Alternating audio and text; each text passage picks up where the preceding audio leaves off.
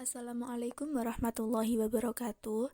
Kami dari kelompok 2 yang beranggotakan Sonia Aulia Nafika NIM 319, Yuli Widya Astuti NIM 329, Anissa Kristianti NIM 345, dan Putri Rasyidah NIM 346.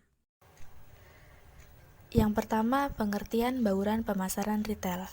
Strategi yang dapat digunakan pengusaha bisnis retail dalam memenangkan persaingan adalah dengan menerapkan strategi retail mix. Apa sih bauran retail atau retail mix itu? Retail mix merupakan strategi pemasaran yang mengacu pada beberapa variabel, di mana peritel dapat mengkombinasikan variabel-variabel tersebut menjadi jalan alternatif dalam upaya menarik konsumen. Nah, oleh karena itu, kombinasi dari bauran retail mempengaruhi persepsi para konsumen mengenai citra toko. Untuk itu, manajer perlu untuk memetakan penilaian konsumen terhadap tokonya dibanding pesaing. Variabel tersebut pada umumnya meliputi faktor-faktor seperti variasi barang dagangan dan jasa yang ditawarkan, harga, iklan, promosi, tata ruang, desain toko, lokasi, dan pengelolaan barang dagangan. Yang kedua, konsep bauran pemasaran retail. Bauran retail yaitu kombinasi 6P untuk menjual barang dan jasa pada konsumen akhir. Bauran retail terdiri dari 6P, di mana 4P-nya yaitu kombinasi dari pemasaran, seperti product, place, price, dan promotion, ditambah personel dan juga presentasi. Berikut penjelasan dari 6P. Yang pertama, produk. Produk merupakan segala sesuatu yang bisa ditawarkan kepada pasar yang sifatnya kompleks, baik dapat diraba maupun tidak dapat diraba, termasuk kemasan dan warna yang diterima oleh pembeli untuk memuaskan keinginan atau kebutuhannya. Produk sendiri mempunyai beberapa kriteria, yaitu intensitas produk, mode atau gaya produk, keragaman produk, dan kualitas produk.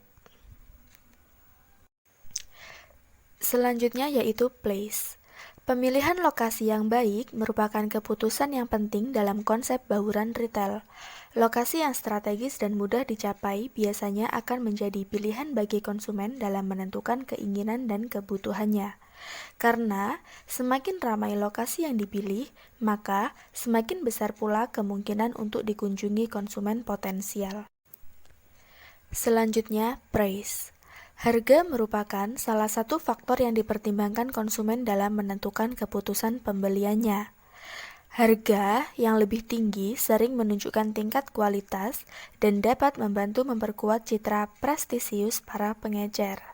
Tapi, harga yang paling tinggi juga akan menyurutkan minat pembeli. Oleh karena itu, sangat penting dalam menentukan keseimbangan titik harga, di mana akan membuat pelanggan merasa mendapatkan apa yang mereka beli sepadan dengan uang yang mereka keluarkan. Selanjutnya, promotion atau promosi. Promosi yang baik adalah promosi yang memperhatikan konsumen. Garis promosi memang susah gampang, perlu mempelajari berbagai teknik pemasaran untuk merancang promosi yang tepat sasaran. Oleh karena itu, sangat penting dalam merancang strategi promosi yang efektif guna menarik minat konsumen dalam membeli barang dagangan kita. Selanjutnya yaitu personel. Sumber daya manusia menjadi poin penting yang harus diperhatikan dalam bauran retail. Untuk mengelola SDM tentu memerlukan perencanaan yang matang, karena SDM yang baik sangat berpengaruh pada kinerja bisnis yang dijalankan. Selain skill yang mumpuni, juga harus memilih SDM yang bisa dipercaya. Dengan begitu, bisnis retail akan berjalan sesuai target yang ditentukan dan diinginkan. Yang terakhir yaitu presentasi atau fasilitas fisik. Presentasi merupakan faktor penentu dalam mendominasi pasar yang diinginkan oleh perusahaan, karena penguasaan pasar dapat dicapai apabila perusahaan mendapat kedudukan yang baik, sehingga menciptakan citra perusahaan bagi para konsumen. Bisnis retail sendiri biasanya identik dengan barang fisik, kualitas barang, pengemasan, dan penataan produk bisa menjadi citra positif dalam bisnis retail. Citra yang positif dan profesional berdampak besar dalam membangun kepercayaan konsumen. Untuk selanjutnya yaitu bagaimana cara mengembangkan keuntungan bersaing yang berkelanjutan. Keberhasilan dan kegagalan perusahaan tergantung pada keunggulan bersaing.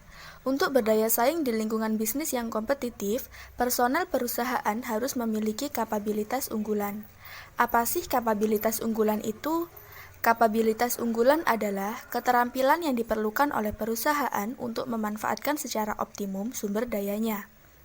Tanpa kapabilitas, sumber daya perusahaan nilainya menjadi sangat kecil. Sumber daya yang dimanfaatkan secara optimum dengan menggunakan kapabilitas personel akan menghasilkan kompetensi yang dapat membangun keunggulan bersaing perusahaan. Penting juga untuk membangun hubungan yang berkualitas antara manajer dengan karyawan dan hubungan lintas fungsional, dan antara perusahaan dengan pemasok, mitra bisnis, dan juga konsumen.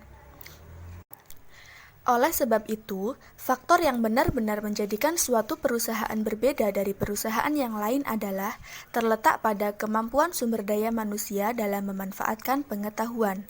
Oleh karena itu, faktor penentu daya saing jangka panjang perusahaan terletak pada kemampuan sumber daya manusia perusahaan dalam memanfaatkan pengetahuan yang mereka kuasai untuk menghasilkan produk dan jasa yang berkualitas, serta yang mampu memberikan kepuasan kepada konsumen. Strategi di atas bisa dilaksanakan oleh manajemen sumber daya manusia dengan berupaya tidak hanya sekedar mengelola karyawan untuk bekerja keras atau bekerja dengan cerdas, akan tetapi menuntut karyawan untuk bekerja dengan berbeda atau unik. Karena produk atau jasa yang merupakan hasil kerja karyawan yang demikianlah yang menciptakan keunggulan bersaing secara berkelanjutan bagi perusahaan. Nah, cukup sekian pemaparan materi yang dapat kami sampaikan. Kurang lebihnya kami mohon maaf yang sebesar-besarnya. Akhir kata, wassalamualaikum warahmatullahi wabarakatuh.